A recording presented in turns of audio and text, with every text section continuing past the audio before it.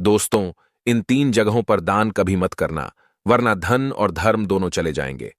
नहीं तो घर में कंगाली और गरीबी आ जाएगी, किसी सदस्य की मृत्यु भी हो सकती है। दर्शक बंधुओं, आज की कहानी बहुत ही जीवन उपयोगी है। इस कहानी को अगर आपने ध्यान से सुन लिया तो आपका पैसा कभी व्यर्थ नहीं जाएगा और न जीवन में कभी आपका पतन होगा। तो दोस्तों, कौन सी ऐसी वस्तु है जिस वस्तु को यदि दान में दे तो दान देने वाला कंगाल हो जाता है? किए गए उस दान का फल उसे दंड के रूप में भोगना पड़ता है। तो चलिए आज की कहानी शुरू करते हैं। मित्रों, अवंती राज्य के जंगलों में एक नाग और नागिन रहते थे। दोनों के बीच बड़ा ही गहरा प्रेम था। दोनों एक पहाड़ी पर प्रेम पूर्वक रहते थे। एक दिन की बात है, नागिन अपने भोजन की तलाश में जंगल में घूमने के लिए निकल गई। जंगल में पहुंचने पर एक जगह उसने देखा कि एक गोबर खाने वाला कीड़ा जो देखने में बहुत बड़ा था। नागिन ने सोचा कि आज भोजन में हमें कुछ मिला तो है नहीं, क्यों ना आज इस कीड़े को ही खाकर अपना पेट भर लूं। इतना सोचने के बाद वह सर्पिणी उस कीड़े के पास जाती है। सर्पिणी उस कीड़े को अपना शिकार बनाने ही वाली थी कि उसी समय वो कीड़ा एक मनुष्य के रूप में बदल जाता है। उसने देखा कि कीड़ा एक दिव्य राजा के रूप में परिवर्तित हो गया। यह देखकर वो नागिन बड़ी हैरान थी। राजा तो वहां से चला गया और नागिन वहां से भोजन की व्यवस्था करके अपने नाग के पास लौट आती है। दर्शक बंधु, नागिन ने यह बात अपने पति नाग से कही कि हे स्वामी, आज मैंने जंगल में एक बड़ी ही विचित्र घटना देखी है, जिसे देखकर मैं बहुत आश्चर्यचकित हूं। नाग ने पूछा, ऐसा तुमने क्या देख लिया जिसे तुम विचित्र बता रही हो? तब नागिन कहती हैं, हे स्वामी, आज मैं जब भोजन के लिए जंगल में गई तो मैंने एक जगह पर एक बड़े ही विशाल शरीर वाले कीड़े को देखा। मैंने सोचा कि उस कीड़े को अपना भोजन बना लूं। जैसे ही मैं उस पर आक्रमण करने के लिए आगे बढ़ी तो वो कीड़ा एक राजा के रूप में बदल गया। ये बात मेरे समझ में नहीं आई कि अगर वो कीड़ा था तो राजा कैसे बन गया? अगर वो कोई राजा था तो फिर वो कीड़ा क्यों बना? नागिन की यह बात सुनकर के नाग बहुत जोर से हंसता हुआ कहने लगा, हे प्रिय, मुझे लगता है कि जंगल में आज तुमने राजा धर्मध्वज को देख लिया है, जो इसी देश का राजा है। नाग की बात सुनकर के नागिन और भी ज्यादा हैरान होती है। पूछने लगी, हे महाराज, राजा धर्मध्वज ने ऐसे कौन से बुरे कर्म कर दिए जो उसे कीड़ा बनना पड़ गया? वो इस तरह की अधम गति को क्यों प्राप्त हुआ? हमने तो सुना है कि हमारे अवंती के महाराज तो बड़े धर्मात्मा है, बिना दान पुण्य किए तो वे भोजन भी नहीं करते हैं। फिर उनसे ऐसा कौन सा पाप बन गया? तब नाग कहता है, हे भद्रे राजा, धर्मध्वज का यही स्वभाव तो उनके लिए मुसीबत बन गया कि वे अत्यंत दानी धर्मात्मा हैं। उन्होंने कुछ ऐसा दान कर दिया जिसके कारण राजा धर्मध्वज को कीड़े की योनि भोगनी पड़ी। तब नागिन कहने लगी, महाराज, मेरी समझ में कुछ नहीं आया, मुझे विस्तार से समझाइए कि राजा धर्मध्वज के साथ ऐसा कैसे हो गया? तब नाग कहता है, हे प्रिय, ध्यान से सुनो कि दान धर्म करने वाला राजा इस कीट योनि को कैसे प्राप्त हुआ। प्राचीन समय की बात है और इस प्रसिद्ध नगरी अवंतिका में एक महादानी राजा धर्मध्वज राज किया करता था।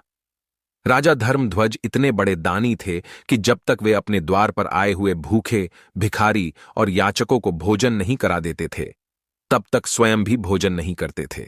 ये उनका रोज का नियम था। पूरे राज्य में उनकी खूब प्रशंसा होती थी। नाग बोला है, नागिन, वो राजा तो बड़ा धर्मात्मा था, पर उसके दान धर्म करने का भी एक नियम था। वो एक निश्चित समय तक ही दान बांटता था। राजा धर्मध्वज सुबह 10 बजे से दान बांटना शुरू करता था और सूर्यास्त होते होते दान देना बंद कर देता था। सूर्यास्त के बाद अगर कोई उसके यहां आ जाता था तो वो उसे दान नहीं देता था, बल्कि अगले दिन आने के लिए कहता था।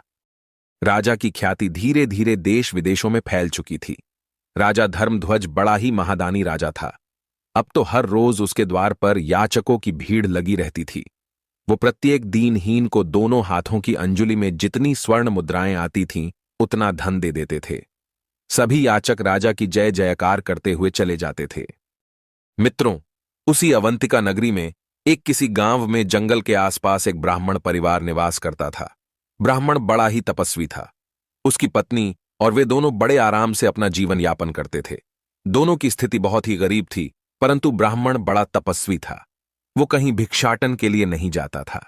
उसे अपनी मेहनत से जो कुछ भी मिलता था उसी को खाकर अपना समय काट लेता था और उसके बाद अपना समय ईश्वर भजन में बिताता था। एक दिन ब्राह्मण की पत्नी ने अपने पड़ोस में जाकर किसी के मुंह से सुना कि महाराज धर्मध्वज बड़े ही दानी राजा है, ब्राह्मणी पड़ोसन से ये बात सुनकर आई और अपने पति से आकर कहने लगी कि हे पतिदेव, मैंने सुना है कि अवंतिका के राजा धर्मध्वज बड़े ही दानी राजा है। उनके द्वार से आज तक कोई निराश लौट कर नहीं गया है। क्यों ना आप भी महाराज के दरबार में चले जाइए और राजा से दान ले आना।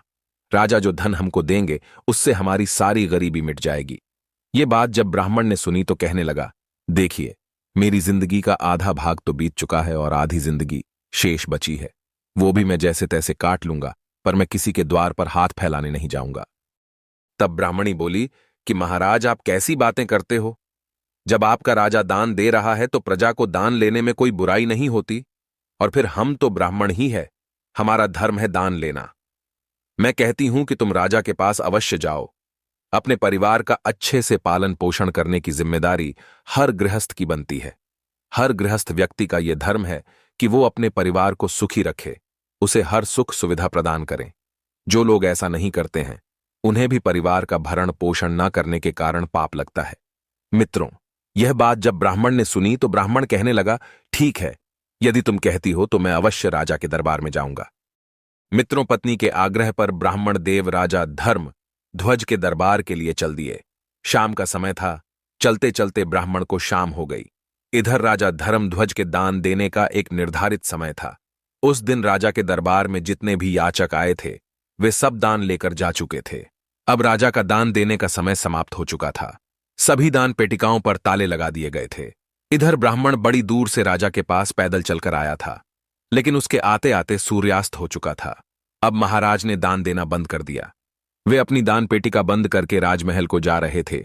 उसी समय रास्ते में ब्राह्मण उनके मार्ग में आ जाता है और कहने लगा, महाराज, मैंने सुना है आप हर दिन गरीब को दान देते हो। मैं भी एक गरीब ब्राह्मण हूं और काफी दूर से चलकर पैदल तुम्हारे द्वार पर आया हूं। कृपया मुझे भी दान दीजिए। सूर्यास्त के बाद अपने पास एक ब्राह्मण को आया देखकर राजा कहने लगा कि ब्राह्मण देव, मुझे क्षमा करना। मेरा एक नियम है कि मैं सूर्यास्त के बाद दान देना बंद कर देता हूं। आप मेरे पास सूर्यास्त के बाद आए हो, अब आप वापस लौट जाइए और प्रातः काल मेरे पास आना, तब मैं आपको दान दूंगा। कल जब आप मेरे पास आओगे तो मैं आपको आज का भी और कल का भी दोनों दिन का दान दूंगा। इस समय मैं दान पेटिकाओं पर ताला लगा चुका हूं, अब मैं आपको दान नहीं दे सकता। ब्राह्मण थोड़ा जिद्दी स्वभाव का था, तपस्वी था, राजा से परिचित नहीं था, तो कहने लगा, महाराज, मुझे आज ही दान दे दीजिए। मैं कल तक इंतजार नहीं करूंगा। रोज रोज दान लेने के लिए आपके यहां मैं नहीं आ सकता। जब राजा ने ये बात सुनी तो राजा को कुछ क्रोध आया, परंतु ब्राह्मण जान करके राजा ने फिर उसको समझाया कि ब्राह्मण देव, तुम्हें कल ही दान लेने के लिए आना पड़ेगा। मैं तुम्हें कल ही दान दे सकता हूं, आज दान नहीं दे सकता। फिर ब्राह्मण बोला कि नहीं महाराज, मैं दान केवल आज ही लूंगा, कल मैं आपके पास नहीं आऊंगा। ये बात राजा को कुछ अच्छी नहीं लगी। राजा क्रोध में आया और क्रोधित होकर के राजा ने वहां कुछ घोड़ों की लीक पड़ी थी, क्योंकि राजा चलते चलते घोड़ों के अस्तबल के पास आ पहुंचा था। वहीं एक जगह घोड़ों की लीक पड़ी थी। राजा ने देखा कि ब्राह्मण आज ही दाल लेने की हट कर रहा है, तो दान के रूप में राजा ने घोड़े की लीक उठाकर ब्राह्मण के कमंडल में डाल दी। उसकी दोनों मुट्ठी में जितनी लीक आई उतनी लीक उठाकर ब्राह्मण को देने लगा। ब्राह्मण ने भी सम्मान से अपना जो भिक्षा पात्र था वो आगे कर दिया। राजा ने ब्राह्मण के कमंडल में लीक डाल दी। ब्राह्मण उस लीक को लेकर सम्मान से अपने घर की ओर चल देता है। इधर घर पर उसकी पत्नी इंतजार कर रही थी। हमारे ब्राह्मण देव राजा से दान लेकर आते थे। ब्राह्मणी तो सोच रही थी कि राजा साहब उन्हें सोने की मोहरें देगा, हमारी सारी दरिद्रता मिट जाएगी। मित्रों, उधर जब ब्राह्मण को आता देखा तो ब्राह्मण पत्नी बड़ी प्रसन्न होती है और ब्राह्मण से कहने लगी कि हे पतिदेव, आज महाराज ने आपको कितना दान दिया है। मैं तुमसे कहती थी ना कि महाराज के दरबार में जाओ, महाराज हमारी गरीबी मिटा देंगे। ये बात सुनकर के ब्राह्मण बोले, देवी, दान देने वाले ने दान दे दिया और मैंने उसे ले भी लिया। तुम एक काम करो, इस स्थान को गोबर से लीप दो, तब मैं तुम्हें राजा के द्वारा दिया गया दान दिखाऊंगा, नहीं तो यह दान अपवित्र हो जाएगा। मित्रों, बड़ी खुशी के साथ ब्राह्मण की पत्नी ने उस जगह को लीप दिया और उस जगह पर एक दीपक जलाकर रख दिया और वहीं जाकर बैठ गई। उसके बाद ब्राह्मण देव ने वो लीक से भरा हुआ पात्र अपनी ब्राह्मणी को दे दिया। यह देख करके ब्राह्मणी बड़ी आश्चर्यचकित हुई, कहने लगी, हे ब्राह्मण देव, ये कैसा मजाक है। ब्राह्मण ने कहा, मजाक कैसा, जो राजा ने दान में दिया है वो मैंने तुम्हें लाकर दे दिया। अब तो मित्रों ब्राह्मणी बड़ी दुखी हुई कि राजा ने लीक का दान दिया है। क्या राजा के घर में धन की कमी हो गई? चलो कोई बात नहीं, महाराज से गलती हो गई होगी, आप फिर से राजा के पास चले जाना। मित्रों, ब्राह्मण बड़ा स्वाभिमानी था। वो कहने लगा कि नहीं भद्रे, अब मैं महाराज के दरबार में कदापि नहीं जाऊंगा। मित्रों, उस दिन के बाद ब्राह्मण कभी राजा के पास दान मांगने नहीं गया। जैसे तैसे वो अपने जीवन को बिताने लगा। अपनी घास फूस की कुटिया में ब्राह्मण रह रहा था और धीरे धीरे अपना समय निकाल रहा था। मित्रों, ब्राह्मण ने उस लीक को अपने घर के द्वार पर रख दिया।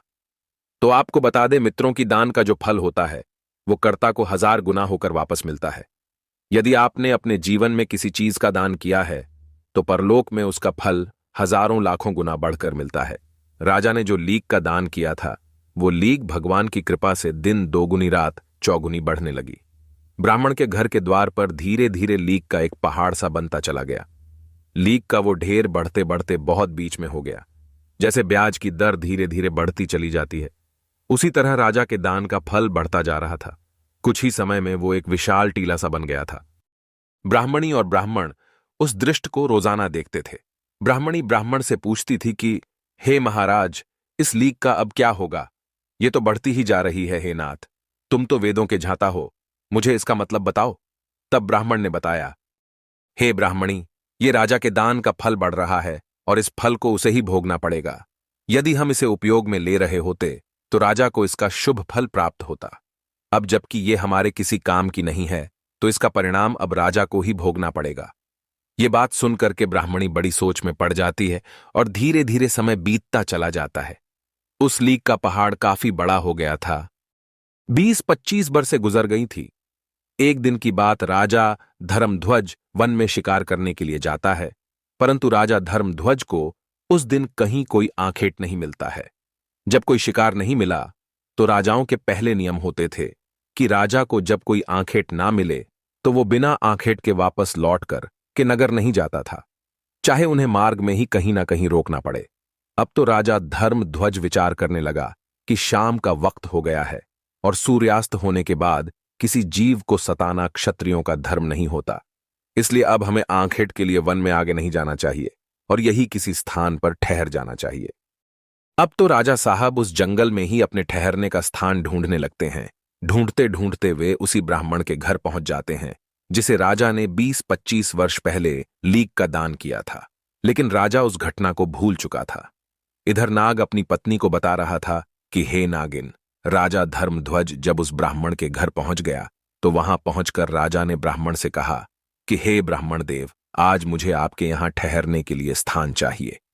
राजा की बात सुनकर के ब्राह्मण कहने लगा, ठीक है, आपका हमारी इस कुटिया में स्वागत है। जो भी रूखा सूखा होगा उससे हम आपका सत्कार करेंगे। मित्रों, राजा को ब्राह्मण पहचान नहीं पाया। उस रात राजा धर्मध्वज उसी ब्राह्मण की कुटिया पर ठहर जाता है। जो भी ब्राह्मण की कुटिया में रूखा सूखा भोजन था उससे ही ब्राह्मण ने राजा का आतिथ्य सत्कार किया। इस प्रकार से भोजन करने के बाद राजा ने रात वही बिताई और इधर जब सवेरा होता है तो राजा की नजर ब्राह्मण की कुटिया के बाहर उसी लीक के ढेर पर पहुंच जाती है जो अब एक पहाड़ के रूप में बन गया था। उस लीक के पहाड़ को देखकर राजा ब्राह्मण से पूछने लगा कि हे ब्राह्मण देव, आपकी इस छोटी सी घास फूस की कुटिया के बाहर ये लीड का ढेर कैसा बना हुआ है, जबकि आपकी कुटिया में तो कोई घोड़ा ही नहीं है? क्या वास्तव में आपके पास इतने सारे घोड़े हैं? तब ब्राह्मण ने उत्तर दिया, भैया, हम तो पूजा पाठ तप साधना करने वाले ब्राह्मण हैं, हमें भला घोड़ों से क्या काम? तो राजा कहने लगा, फिर आपके घर के बाहर ये लीक का पहाड़ कैसे हैं? तब ब्राह्मण उसे समझाते हुए कहते हैं कि देखिए, तुम यदि जानना चाहते हो कि ये लीक का पहाड़ क्यों है तो इसके पीछे एक बहुत बड़ा रहस्य छुपा हुआ है। मित्रों, अब तो उस रहस्य को जानने की राजा की उत्सुकता बढ़ चली। ब्राह्मण बोला, हे मुसाफिर, 20-25 साल पहले की बात है। मेरी पत्नी ने मुझे जबरदस्ती राजा के यहां दान लेने के लिए भेजा था। इस अवंती देश का जो राजा है वो बड़ा ही दानी धर्मात्मा है। वो रोजाना 1.25 मन सोने का दान करता है। तो अपनी पत्नी के कहने पर मैं राजा के पास दान लेने चला गया। मेरे पहुंचने पर पता नहीं राजा ने क्यों मुझे दान देने से इनकार कर दिया। इसके पीछे की वजह तो मैं नहीं जानता हूं कि राजा ने ऐसा क्यों किया। जब मैं उसे दान लेने की जिद कर रहा था तो वो मुझे अगले दिन आने को कह रहा था, लेकिन मैंने राजा की बात नहीं मानी। जब मैं दान लेने की जिद करने लगा तो राजा ने क्रोध में आकर मेरे कमंडल में घोड़े की लीग उठाकर डाल दी। मैंने राजा का वो दान स्वीकार कर लिया। मैं उसे सम्मान सहित लेकर के अपने घर चला आया और मैंने उस लीग को यहां रख दिया, क्योंकि वो लीग मेरे कुछ काम की नहीं थी और दान की वस्तु को मैं कहीं फेंकना नहीं चाहता था।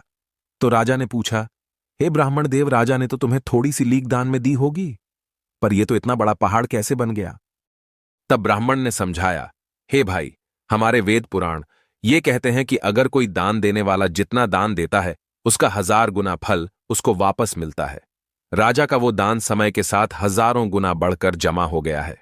अब अपने उस दान का फल राजा को खुद ही भोगना पड़ेगा, क्योंकि इसे हमने अपने उपयोग में नहीं लिया। तब नाग बोला, हे नागिन, ब्राह्मण की ये बात सुनकर के राजा के रोंगटे खड़े हो जाते हैं, उसके पैरों के नीचे से जमीन खिसक जाती है। राजा तो इस बात को भूल चुका था, लेकिन ब्राह्मण के बताने पर राजा को भी सारी बातें याद आ जाती हैं कि मैंने ही ये लीग एक ब्राह्मण को दान में दी थी। अब तो राजा बहुत ज्यादा घबरा गया। दोनों हाथ जोड़ करके ब्राह्मण से पूछने लगा कि हे ब्राह्मण देव, राजा इसका फल कैसे भोगेगा? मुझे इतनी बात और बता दो। ब्राह्मण ने कहा, देखो, ये लीग का ढेर अब उसी राजा को खाना पड़ेगा। जब तक वो इसे खा नहीं लेता तब तक ये बढ़ता रहेगा। ब्राह्मण की बात सुनकर राजा की आत्मा कांप गई। उसने सारी बात बता दी कि मैं ही अवंती का राजा हूं, जिसने आपको लीग का दान किया था। अब आप मुझे क्षमा करें और मुझे इतना उपाय जरूर बता दें कि मेरा उद्धार कैसे होगा। मैं इस इतने बड़े विशाल लीग के पहाड़ को कैसे खा पाऊंगा? ये तो बहुत बड़ा ढेर हो गया है, इसका कोई उपाय तो होगा। जब राजा ने अपनी पहचान बताई तो ब्राह्मण राजा को पहचान गया और कहने लगा, यदि तुम ही वो राजा हो तो इसका परिणाम तो तुम्हें भोगना ही पड़ेगा, क्योंकि दान देने वाला यदि किसी ऐसी वस्तु का दान देता है जो वस्तु अनुपयोगी है, जो वस्तु अखाद्य है, जिस वस्तु को दान में दिया जा रहा है वो दान पाने वाले के किसी काम की नहीं है, तो उस दान की गई वस्तु का फल व्यर्थ जाता है। लेकिन तुमने मुझे जानबूझकर ऐसी वस्तु दी थी जिसका फल बढ़कर अब 1000 गुना हो गया है, अब ये आपको ही भोगना पड़ेगा। मित्रों, ये सुनकर राजा ब्राह्मण के चरणों में गिर जाता है। राजा कहने लगा, हे ब्राह्मण देव, मुझे आप ही कोई उपाय बताइए, ये मेरा पाप कैसे नष्ट हो सकता है? तो ब्राह्मण ने बताया, अपने किए का फल तो भोगना ही पड़ेगा। यदि तुम इस लीग को खाने से बचना चाहते हो तो एक दूसरा उपाय मैं तुम्हारे लिए बताता हूं। यदि तुम उस उपाय को कर लेते हो तो ये लीग तुम अकेले खाने से बच जाओगे। इसमें फिर बहुत सारे हिस्सेदार हो जाएंगे। यदि तुम वो उपाय नहीं करोगे तो तुम्हें अकेले ही ये सारी खानी पड़ेगी। तब ब्राह्मण ने उपाय बताया कि हे राजन, यदि आप अपनी स्वयं ही निंदा करवाओगे, जितनी इस देश में तुम्हारी निंदा होगी उतनी ही लीग घटकर कम हो जाएगी। तब राजा बोला, हे महाराज, मेरी निंदा भला कौन करेगा? निंदा जैसे काम तो मैंने किए ही नहीं है। मैं तो एक दानी राजा हूं, लोग मेरी प्रशंसा करते हैं। तब ब्राह्मण ने कहा कि तुम एक काम करो, तुम्हारे जो कुल पुरोहित हैं उनकी एक परम सुंदर कन्या है। तुम उन ब्राह्मण के घर जाओ और उनकी कन्या का हाथ पकड़कर जबरदस्ती अपने घर ले जाना और उनके मांगने पर भी उस कन्या को मत लौटाना। इस प्रकार से तुम्हारी राज्य में निंदा होनी शुरू हो जाएगी। लेकिन इस बात का ध्यान रखना है, उस कन्या के प्रति तुम्हारी नजर गंदी नहीं होनी चाहिए, नहीं तो बहुत बड़े पाप में गड़ जाओगे। तुम उस कन्या को बेटी के रूप में लेकर आना, लेकिन ये बात किसी को मत बताना कि तुम उसे बेटी बनाकर लाए हो। कन्या को ले जाकर तुम अपनी रानी के पास छोड़ देना और उससे कह देना कि वो उस कन्या को बेटी की तरह पाले। प्रजा के लोग समझेंगे कि तुमने बहुत बुरा काम किया है। फिर तो पूरे राज्य में तुम्हारी निंदा होनी शुरू हो जाएगी और ये लीग का ढेर घटकर बहुत कम रह जाएगा। मित्रों, राजा को यह उपाय समझ में आ गया। राजा बड़ा हताश था, उस लीग के ढेर को देख करके व्याकुल हो रहा था। अब तो राजा अपने राज्य को लौटा और राज्य में आकर वो सीधा अपने कुल पुरोहित के घर पहुंच जाता है। कुल पुरोहित ने जब राजा को अपने घर पर आया देखा तो उसका चेहरा बड़ा ही उदास था। कुल पुरोहित ने पूछा कि राजन, आप इतने उदास क्यों हो? तो राजा ने कहा, गुरुदेव, आप अपनी बेटी को बुलाइए, मुझे उससे कुछ काम है। मित्रों, अब गुरुजी ने समझा कि राजा है, कुछ इनाम देगा, हो सकता है कुछ जरूरी बात पूछे, तो उन्होंने अपनी पुत्री को आवाज लगाई और जैसे ही गुरु की बेटी बाहर देखने आई तो वो सुंदर तो थी ही। राजा ने फौरन उसका हाथ पकड़ा और पुरोहित को धक्का देकर उनकी बेटी को रथ में बैठाकर अपने घर ले गया। बेचारा ब्राह्मण अपनी बेटी के लिए गिड़गिड़ाता रहा कि हे महाराज, ये आप क्या कर रहे हो? ये अन्याय है। लेकिन राजा ने उनकी एक नहीं सुनी और वो चुपचाप उन कन्या को लेकर अपने महलों में पहुंच जाता है। महलों में पहुंचकर उसने अपनी रानी से कहा कि महारानी, ये हमारी पुत्री है। इसको कोई कष्ट नहीं होना चाहिए। इसे बड़े प्रेम से पुत्री की तरह रखना है और ये बात किसी को बाहर तुम्हें नहीं कहनी है। रानी ने पूछा भी कि महाराज, तुम इसे लेकर क्यों आए हो? ये तुम्हारे गुरु की बेटी है। तब राजा ने कहा, रानी, तुम चुपचाप तमाशा देखते जाओ। मैं जो कर रहा हूं अपने उद्धार के लिए कर रहा हूं। मित्रों, जब राजा अपने गुरु की कन्या को लेकर के आया था तो पूरे नगर के लोगों ने उसे देखा था। उस समय तो किसी ने कुछ नहीं कहा, लेकिन धीरे धीरे राजा की बुराई होनी शुरू हो गई। पूरे राज्य के लोग उसी राजा की निंदा करने लगे कि राजा तो बहुत ही गंदा व्यक्ति है, जिसने अपने गुरु की बेटी को पत्नी बनाकर जबरदस्ती अपने घर में रख लिया है। हम तो पहले ही कहते थे कि ये राजा बड़ा अन्यायी है। ये लोगों को दान देकर केवल दिखावा कर रहा है। कितना नीच राजा है। इधर नाग बोला, हे नागिन, इस प्रकार से पूरे नगर में राजा की बुराई होने लगी। सब लोग कहने लगे कि ऐसे राजा का क्या भरोसा जो अपने गुरु का ही नहीं हुआ। मित्रों, इधर राजा के नगर में जैसे जैसे राजा की निंदा हो रही थी, वैसे वैसे ब्राह्मण के घर के द्वार पर वो लीक का ढेर कम होता जा रहा था। जो जो लोग राजा की निंदा कर रहे थे, वो लीक के उस ढेर में हिस्सेदार होते चले जा रहे थे। धीरे धीरे उस लीक का संपूर्ण ढेर कम हो गया और केवल जितनी राजा ने दान में दी थी उतनी ही लीड का ढेर रह गया।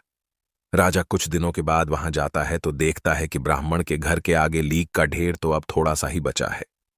मित्रों, राजा का यह हाल हो गया था कि वो जिस रास्ते से निकलता था उसी रास्ते से राजा को घृणा भरी दृष्टि से देखा जाता था। एक दिन राजा जब उस ब्राह्मण के द्वार पर पहुंचा है तो उसने देखा कि लीक का ढेर सिर्फ उतना ही रह गया था जितना कि उसने दान किया था।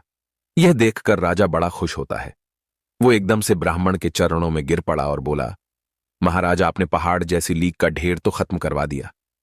जिन जिन लोगों ने मेरी निंदा की होगी उनके हिस्से में वो लीक चली गई होगी, लेकिन ये थोड़ी सी शेष रह गई है। अब इसका भी कोई ना कोई उपाय बता दो। तब ब्राह्मण ने बताया, हे राजन, ये जो लीक रह गई है ये तुम्हारे हिस्से की है।